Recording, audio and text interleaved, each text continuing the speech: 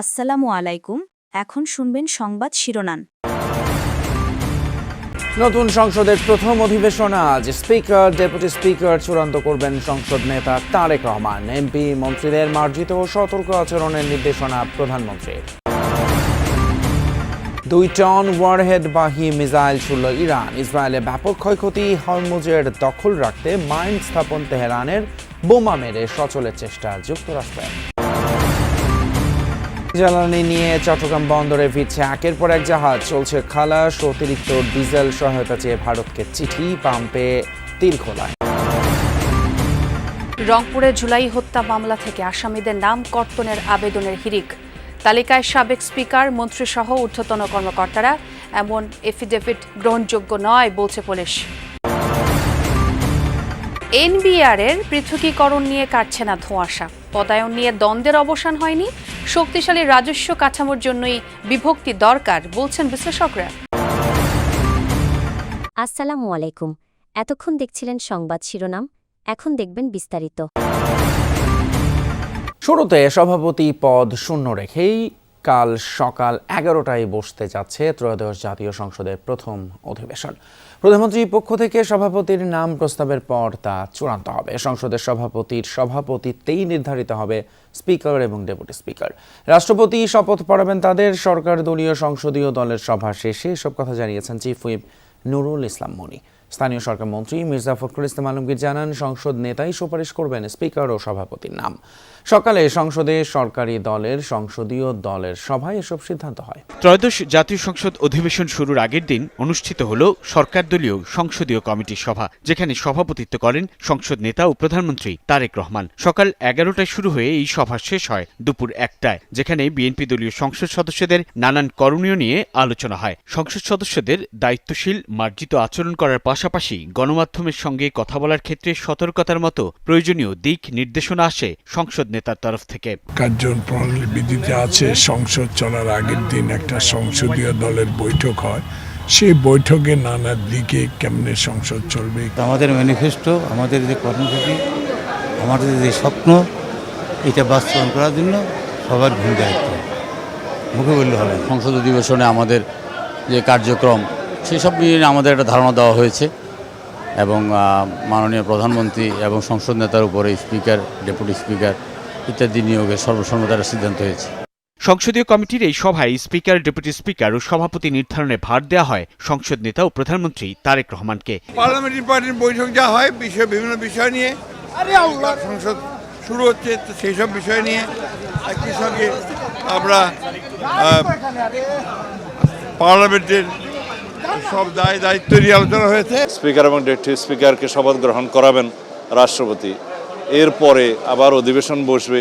সেই অধিবেশনে প্রথমে সভাপতিমণ্ডলীর প্যানেল ঘোষণা করা হবে, তারপরে সুপ্রস্তাব আসবে, সুপ্রস্তাবের উপর আলোচনা হবে, তারপরে সংসদে যে সমস্ত অর্ডিন্যান্সগুলো প্লেস করার কথা, উত্থাপন করার কথা 133টি অধ্যাদেশ আইনমন্ত্রী উত্থাপন করবেন এবং এরপরে রাষ্ট্রপতির ভাষণ হবে। তার আগে সংসদের কয়েকটি কমিটি নির্বাচিত হয়। সংসদীয় কমিটি বৈঠক শেষে সংসদ ভবনের এলডি হলে সংবাদ সম্মেলনে চিফ হুইপ মোহাম্মদ নুরুল ইসলাম সংসদে বিরোধী দলের গঠনমূলক ভূমিকা ও সহযোগিতার প্রত্যাশা করেন।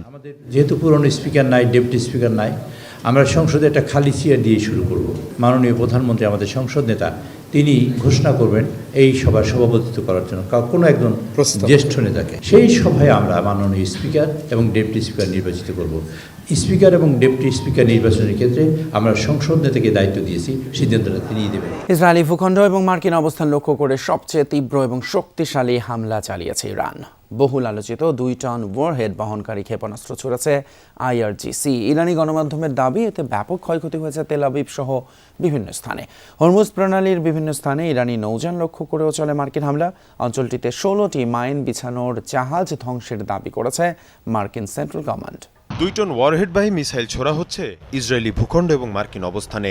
মঙ্গলবার রাতে বহুল আলোচিত এই ক্ষেপণাস্ত্রের হামলা চালায় ইরান। দেশটির রাষ্ট্রীয় গণমাধ্যমের পাশাপাশি আন্তর্জাতিক বিভিন্ন গণমাধ্যমে প্রকাশিত ভিডিওতে দেখা যায় এসব ক্ষেপণাস্ত্র ভয়াবহ ধ্বংসযজ্ঞ সৃষ্টি করে তেল আবিব সহ ইসরায়েলের বিভিন্ন এলাকায়। বাণিজ্যিক, আবাসিক সহ বিভিন্ন স্থাপনায় আঘাত হানে এসব মিসাইল। আগুন জ্বলতে দেখা যায় বাংকার সহ বিভিন্ন ভবনে। গেল 28 ফেব্রুয়ারি ইরানের উপর ইসরায়েল যুক্তরাষ্ট্রের হামলা শুরুর পর এটিকেই তেহরানের সবচেয়ে বড় শক্তিশালী অভিযান হিসেবে আখ্যা দেওয়া হচ্ছে। তেল আবিবের পাশাপাশি বীর ইয়াকুব এবং পশ্চিম জেরুজালেমেও ব্যাপক ধ্বংসযজ্ঞ হয়। এর পাশাপাশি অব্যাহত আছে আরব দেশগুলো থাকা মার্কিন দূতাবাস এবং ঘাঁটি লক্ষ্য করে হামলা। ইরানের হামলার কারণে আরব আমিরাত এবং ইসরায়েলের কনসুলেট বন্ধ ঘোষণা করেছে অস্ট্রেলিয়া। এদিকে আরব আমিরাতের উপকূল একটি জ্বালানি ট্যাঙ্কারে বিস্ফোরণ হয়েছে। ধারণা করা হচ্ছে ইরানের ছোড়া ড্রোন অথবা মিসাইলের আঘাতে এই বিস্ফোরণ। এ অবস্থায় ইরানি ভূখণ্ডেও হামলার পরিধি বাড়িয়েছে ইসরায়েল যুক্তরাষ্ট্র। তেহরানের মেহরাবাদ বিমানবন্দর লক্ষ্য করে চালানো হয় ক্ষেপণাস্ত্র হামলা। এর পাশাপাশি ইরানের রাজধানীর আবাসিক এলাকাগুলো চলছে ক্ষেপণাস্ত্র এবং বিমান হামলা। এছাড়াও কোম, নাতানজ এবং ইস্পাহানেও ভয়াবহ হামলা চালিয়েছে মার্কিন বাহিনী। বিভিন্ন এলাকা সড়ক জুড়ে মরদেহ ছড়িয়ে ছিটিয়ে থাকতে দেখা যায়। এদিকে হরমুজ প্রণালীর বিভিন্ন স্থানে ইরানি নৌযান লক্ষ্য করেও চলে মার্কিন হামলা। অঞ্চলটিতে 16টি মাইন বিছানোর জাহাজ ধ্বংসের দাবি করেছে মার্কিন সেন্ট্রাল কমান্ড। এর পাশাপাশি ইরানের ড্রোন এবং মিসাইল লঞ্চিং প্যাডেও হামলা চালায় ইসরায়েল। বিমান থেকে ছোড়া হয় একের পর এক ক্ষেপণাস্ত্র। অন্যদিকে ইরানের সাথে চলমান যুদ্ধ শিগগিরই শেষ করার ইঙ্গিত আবারও দিয়েছেন মার্কিন প্রেসিডেন্ট ডোনাল্ড ট্রাম্প। বুধবার ইসরায়েলি গণমাধ্যম চ্যানেল 12কে দেয়া এক সাক্ষাৎকারে কথা জানান মার্কিন প্রেসিডেন্ট, যার বরাতেই তথ্য নিশ্চিত করেছে কাতার ভিত্তিক সংবাদ মাধ্যম আল জাজিরা। ট্রাম্প জানিয়েছেন, ইরানের ধ্বংস করার মতো আর কিছুই বাকি নেই। লড়াই থামানো কিংবা চালিয়ে যাওয়া দুটি এখন নির্ভর করবে তার ইচ্ছের উপর। অন্যদিকে ইসরায়েলি আরেক সংবাদ মাধ্যম টাইমস অফ ইসরায়েলকে দেয়া এক সাক্ষাৎকারে দেশটির প্রতিরক্ষা মন্ত্রী ইসরায়েল কাটজ জানিয়েছেন, লক্ষ্যে পৌঁছে বিজয় নিশ্চিত না হওয়া পর্যন্ত যুদ্ধ চলমান থাকবে। সরকার জ্বালানি সরবরাহ স্বাভাবিক বললেও রাজধানীর বেশ কয়েকটি ফিলিং স্টেশন তেল সংকটে বন্ধ রয়েছে। তেল না থাকায় প্রায় 2 দিন ধরে বন্ধ রয়েছে কয়েকটি ফিলিং স্টেশন। আর এমন অবস্থা চলতে থাকলে ঈদযাত্রায় সংকট দেখা দেবে বলে জানিয়েছে পেট্রোল পাম্প ওনার্স অ্যাসোসিয়েশন। পাম্পগুলোতে ব্যাপক নিরাপত্তা সংকট তৈরি হয়েছে বলেও দাবি তাদের। এদিকে চট্টগ্রাম বন্দর সীমানায় 6টি জাহাজ থেকে বুধবার জ্বালানি খালাস হয়। রাতে হাইস্ট হলে 12টা থেকে 12:30 ভিতরে ফুয়েল শেষ হয়ে যায়। আর পর্যাপ্ত পরিমাণে চাপের কারণে আমরা ফুয়েলটা ঠিকমতো পাচ্ছি না। 1 লিটার 150 টাকা, এর বেশি কোনো পাম্পে তেল দেয় না। সিরিয়ালে আমরা তেল পাই নাই, তেল আনা অনেকে। আজকে তেল আনবো এই আপনার ইফতারের পর। মোটরসাইকেলে যে বিভাজন করছে, এইটা ভাই আমাদের পক্ষে নিয়ন্ত্রণ করা সম্ভব হয় না। হয় সবাই 5 লিটার করে দেন, আর না হলে 400 টাকা করে দেন, সবাই নাহলে 300 টাকা করে দেন। সবাই একই ফিগার রাখতে হবে। আপৎকালীন সময়ের জন্য ভারতের কাছ থেকে অতিরিক্ত ডিজেল চেয়ে চিঠি দিয়েছে বাংলাদেশ। বুধবার সচিবালয়ে বিদ্যুৎ এবং জ্বালানি মন্ত্রী, প্রতিমন্ত্রীর সাথে ভারতীয় হাইকমিশনারের বৈঠকে চিঠি হস্তান্তর করা হয়। মন্ত্রী ইকবাল হাসান মাহমুদ বলেন, চাহিদা অনুযায়ী কতটা দিতে পারবে ভারত সেই সিদ্ধান্ত তারা নেবে। ভারতীয় হাইকমিশনার বলেন, বিষয়টি তার দেশের সর্বোচ্চ পর্যায়ে জানানো হবে। আপৎকালীন অবস্থার জন্য আমরা বলছি যে আমাদের একটু তেল বাড়ায় দেওয়ার জন্য। এখন তারা ডিসাইড করে কতখানি বাড়াবে। দুই দেশের জ্বালানি সম্পর্ককে আরও শক্তিশালী করার বিষয় নিয়ে আলোচনা হয়েছে। আনুষ্ঠানিকভাবে ভারতের কাছে বাড়তি জ্বালানি সহযোগিতা চেয়েছে বাংলাদেশ। বিষয়টি বিবেচনার জন্য সরকারকে জানানো হবে। গাজীপুরের শ্রীপুরে বৈদ্যুতিক ট্রান্সফরমার বিস্ফোরণ থেকে আগুন ছড়িয়ে 3 পথচারী দগ্ধ হয়েছেন। বুধবার রাতে শ্রীপুরের মাওনা চৌরাস্তায় আব্দুল শাহিদ সুপার ভিউয়ের সামনে বৈদ্যুতিক খুঁটি ট্রান্সফরমারে বিস্ফোরণ হয়। এতে সৃষ্ট আগুন আশেপাশে ছড়িয়ে পড়লে পথচারী দগ্ধ হন 3 জন। আগুন পাশের ভবনেও ছড়ায়। শ্রীপুর ফায়ার সার্ভিসের 2টি ইউনিট 8 ঘন্টা চেষ্টায় আগুন নিয়ন্ত্রণে আনে। দগ্ধ 3 জনকে উদ্ধার করে প্রথমে স্থানীয় আলহেরা হাসপাতালে নেওয়া হয়, পরে ঢাকায় রেফার করা হয় তাদের।